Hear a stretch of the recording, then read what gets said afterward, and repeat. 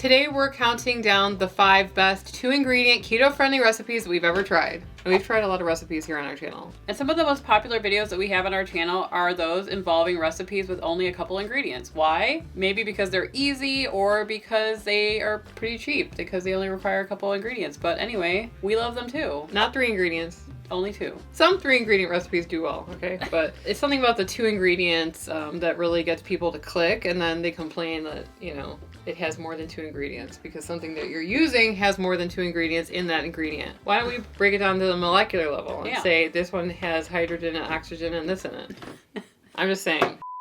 So the first 2-ingredient keto-friendly recipe that we're going to talk about today is keto-friendly hush puppies. That's what we call them anyway. I don't even know if they're is a proper name for this recipe, but it's basically grated Parmesan cheese and egg whites. You can form these into a ball and drop them into hot oil, and it's the basis for a very good recipe because they taste like hush puppies. They're hard on the outside, soft on the inside, and they are the starting point for whatever else they want to do with them. Mm-hmm. You could probably add different spices in them. You could add fresh herbs into them. You could probably even stuff them with something. Yeah, we never tried that. We haven't tried stuffing them yet. Maybe we'll do that at some point, but some kind of gooey center, or maybe even a meat center. You put the Parmesan egg white mixture on your hand, okay? You can see that you form it into a ball, but what if you could put something in it? That's just an idea that we have kind of on the docket to do at a later point. The point is that these 2 ingredients, they make really good, tasty hush puppies that you could dip in a little marinara, and they are delicious. And depending on what type of Parmesan you use, you come out with different results too. Right. If you use a cheaper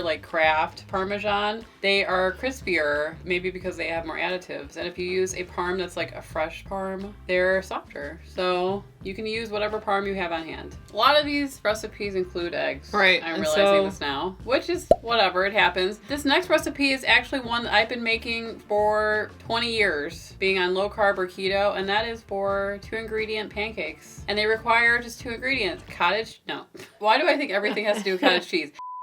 They require only 2 ingredients. One is cream cheese and the other is eggs. And you blend them up, pour them on a little, nonstick pan, and you kind of have to wait a while for them to form up, but eventually they do form a nice pancake. Top it with your favorite fruit. It's more 2 than 2 ingredients. Well, but to give it that pancake flavor, you're going to need something that makes it taste like a pancake, and so we really like the Chalk Zero maple syrup on there. Put a little blueberry, little chocolate chip, and they're just easy to go to. I usually serve them alongside some bacon. Anything to say to that? No. Why not? I mean, you said it all. I would say, though, maybe they're more like crepes than they are pancakes. Pancakes are fluffy and thick. I think these are a little bit on the thinner side. These are like a Swedish pancake. Right. Which if you have never had a Swedish pancake, they are very thin and crepe-like. So I don't know. It's pretty much the same thing as a pancake. It's just a thinner pancake.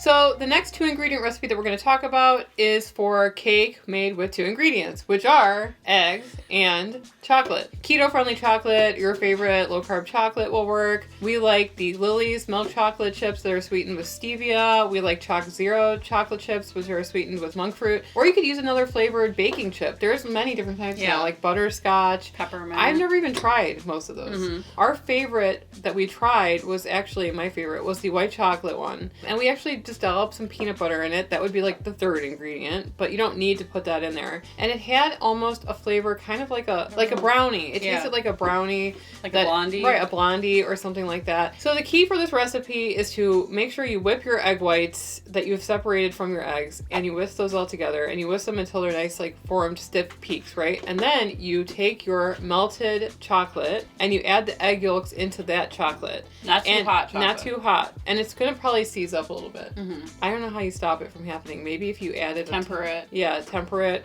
A little bit at a time. You have to mix and fold those 2 together, and then you pour that into your ramekin, and then you bake it that way. This is a good basis for any other flavor that you'd like to put in there. We used peanut butter the last time. Peanut butter white chocolate cake was really good. We also said you could put some jam on the inside or other things. So sugar-free red raspberry jam would be really nice in there. It's about the technique, I think, with this one. It's very versatile. Right. Okay, so the next one really surprised us recently, and that was to make pudding out of melted chocolate chips and, what is the second ingredient?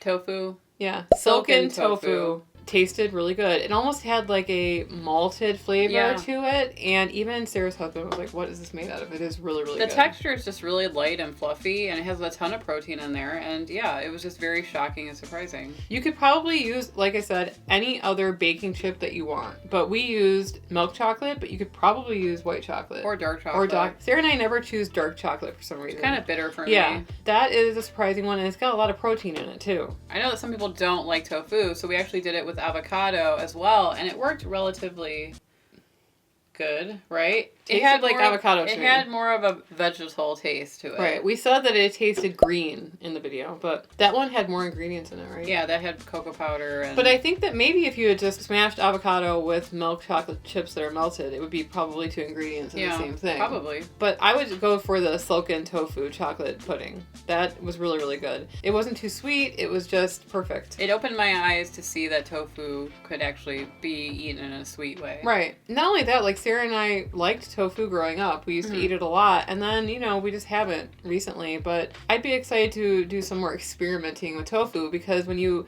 kind of break it down and you pulse it, it kind of has an interesting flavor. It makes me wonder if we could turn it into something else that's like low carb or keto friendly. Yeah. So our favorite 2-ingredient recipe has to be our, I wouldn't say world famous, but kind of, cottage cheese chips. And those were adapted off of many different recipes, one by perspectiveportions.com, where we made it in a pan, and that was only really 1 ingredient. Because it was only cottage cheese. But it was a special type of cottage cheese. Right. It was Trader Joe's small curd cottage cheese. We put that in a pan and we burned our fingers on it. And then we decided to try doing it in the microwave. And then I had a crazy idea of adding some mashed potato flake to it. Right. And it really did change the texture. It had a potato flavor in it. A lot of people might not want to put potato flake in there because it's kind of dirty and it kind of increases the carb count. So in a recent adaptation, we decided to go in with egg white powder. And we were shocked at how it gave it a nice crispiness, but didn't add to the carbs at all. It's funny because Sarah and I, we really like the one with the mashed potato flake, the cottage cheese chips. Yeah. If we taste something better, we're just like, this is a better one. Or we also weigh, like, is it worth the carbs? Right. Is it really worth the carbs to add in the potato over the egg white protein powder? And I feel like if you're going to go for something clean, add the egg white protein powder. I don't know if it's protein powder. I think it's just dried egg whites. I mean, isn't that what the same thing is?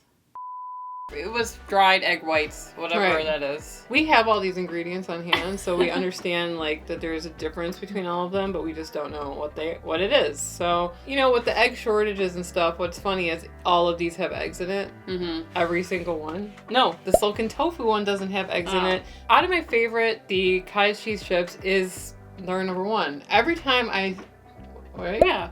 I mean, if I had to pick savory, it's the cottage cheese chips. If I had to pick sweet, then it would be like the white chocolate cake. Oh, okay. Yeah, I agree. So it was surprisingly good and easy to make. If you guys have any other 2-ingredient recipes that you want us to try, we are always looking out for more. We're running out. Yeah, leave us a comment below if you guys have any ideas. Make sure to sign up for our newsletter. We're going to be leaving that linked in the description below. It's free. And remember to subscribe to support our channel. It's also free. And YouTube seems to think that you're going to like this video here, so why don't you click on it and we will see you over there. Anyway, I'm Emily. And I'm Sarah. And we are the Keto Twins signing out. Anything to say to that? No. Why not?